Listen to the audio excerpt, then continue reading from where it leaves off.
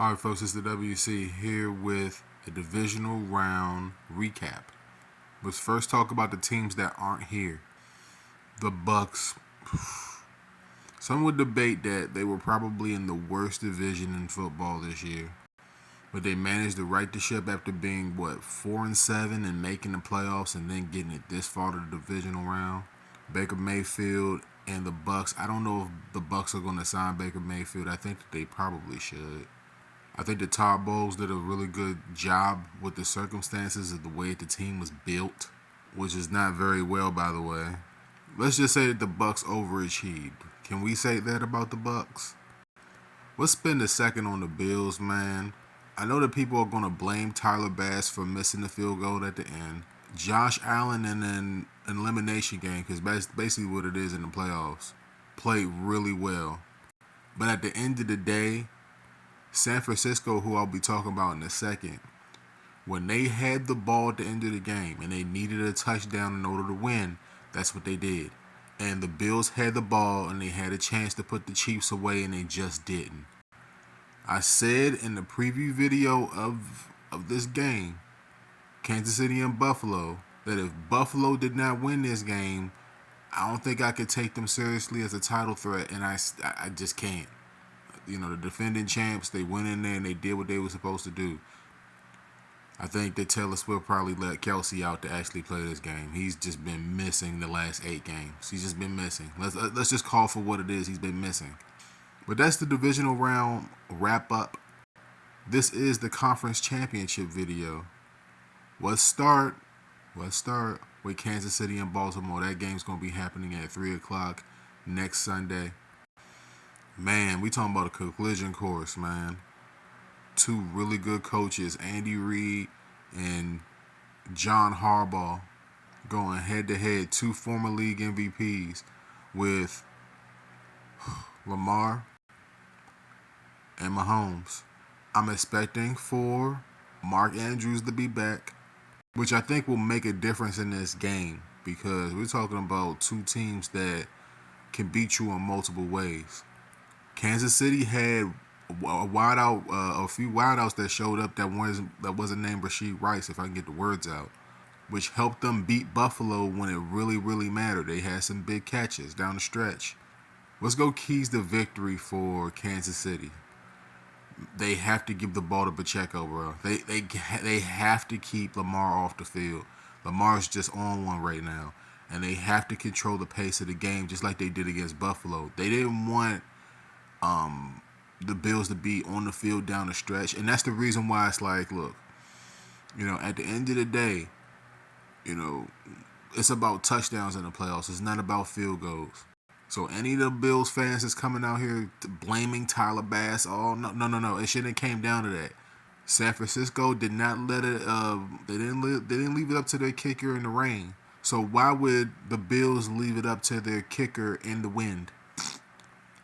Anyway, looking at Kansas City once again, they're going to have to use play action against Baltimore. They have to get guys into the box. We're talking about 8 guys in the box against Baltimore. If they're able to do that and force them to run commit, they could try to go over the top to Rice, try to hit a big one to Scantling. I want you guys to watch out for that next Sunday. If Kansas City can establish the run and control the clock, they can beat Baltimore in Baltimore. I want to say that the same game plan is there for Baltimore, keys to victory for Baltimore. Baltimore has been whooping ass in multiple ways, man. By no means is this like the 2005 Ray Lewis defense, but they don't really give anything up. I expect for them to come after Mahomes all game long. I expect them to bring corners. I expect for them to bring everything that they got at Mahomes to throw him off rhythm and make him uncomfortable. I also expect for the Ravens to double Kelsey.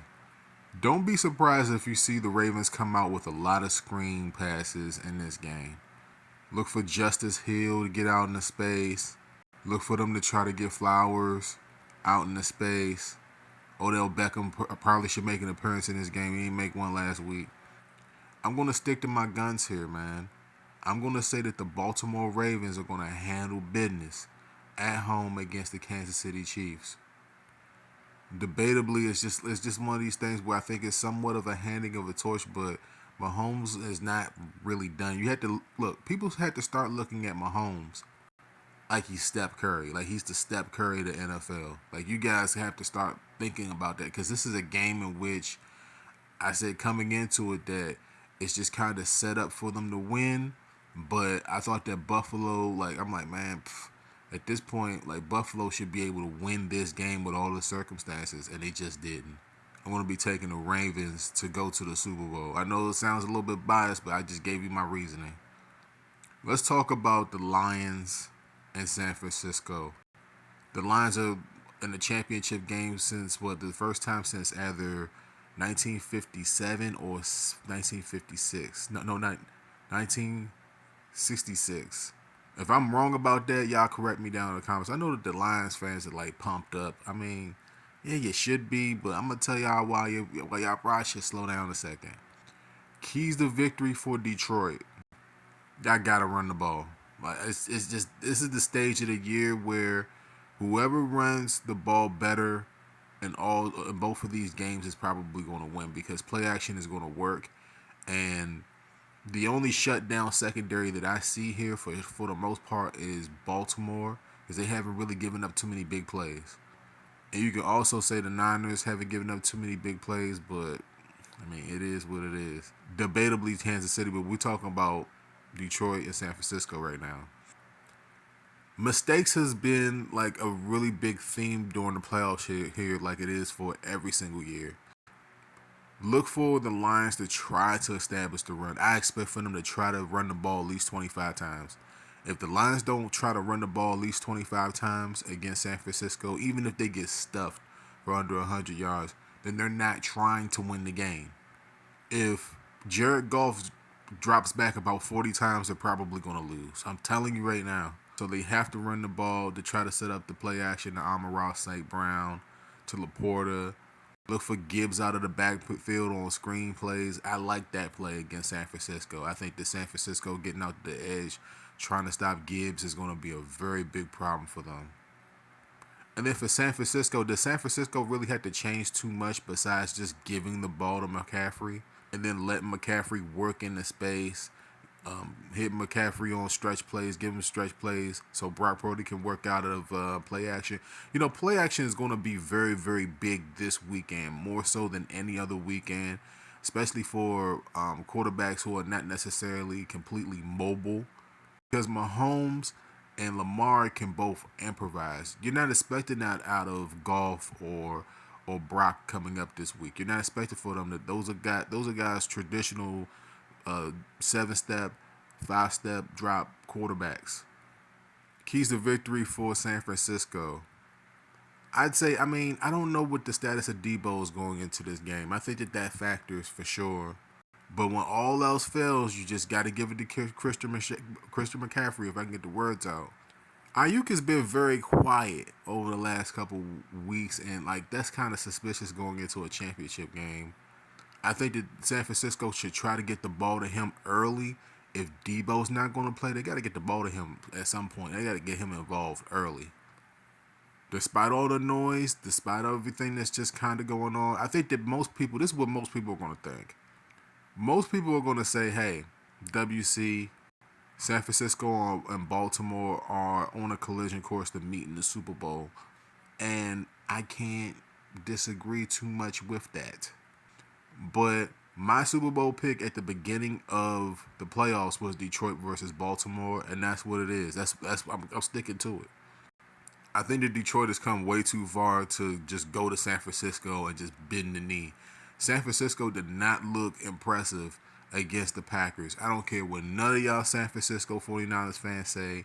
A win is a win, yeah, but I mean, Baltimore won impressively and San Francisco didn't. And Detroit is like, when you really sit down and you think about it, Detroit is built to beat San Francisco. Solid against the run.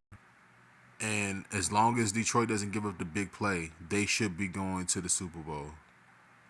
And no offense to the Bills fans out here, but Lamar Jackson is not Josh Allen. But the thing is that they're both kind of meh in the playoffs where it really matters. Lamar is what, 3 No, he's 2-3 in the playoffs. And this is a major game for Baltimore to get over that proverbial hump and stop the defending champions. If they're able to stop Kansas City, which I'm expecting them to, as long as they don't turn the ball over, like I said, I'll keep saying it. Turnovers is a really big thing in both of these games. Whoever turns the ball over is going to be putting themselves behind the eight ball. I'm expecting for the Ravens to handle their business against the Chiefs, and the Super Bowl 58 matchup is going to be Detroit versus Baltimore, live Sunday, February 11th at 6:30 on CBS and Paramount. A few days before my birthday, and a few days I think it might be like, I don't know if it's the same day. No, no. Matter of fact, I think that the NBA All Star break is the next weekend. I think. I think.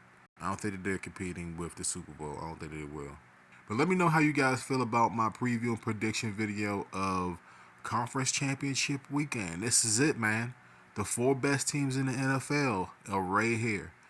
Make sure that you guys like, comment, and subscribe. Turn on notifications if you do subscribe so you don't miss no uploads. I'm gonna be chopping this up into shorts. Y'all know how I do it. Because for whatever reason, the algorithm doesn't pick up these specific uploads and let you guys know about it and promote it, because I'm not a part of a specific network. And YouTube Shorts is just kind of the wave right now. That's how people are going to see this content, which is great content. It's a great breakdown. You're not going to get this from ESPN. I ain't cussed one time. I did bury, the Bills a little bit collectively as a team. Josh Allen showed out, man. I can't say that it was him. But at the end of the game, you got to get touchdowns, not field goals. So, Bills Mafia, this was y'all chance, and y'all just didn't get it done. It just is what it is. And the Bucks have nothing to be ashamed of. I mean, we weren't really expected for the Bucks to be here anyway. So it is what it is. You know what I'm saying? I already went over the Packers and the Texans. Both of those teams are young teams. Young teams. So they overachieved. Both of those teams overachieved. Anyway, I'm a couple seconds late on this video. Make sure that you guys like, comment, subscribe like I said before. And let's see if my prediction for Super Bowl 58 is true. I'm pretty sure it will be. Let's see.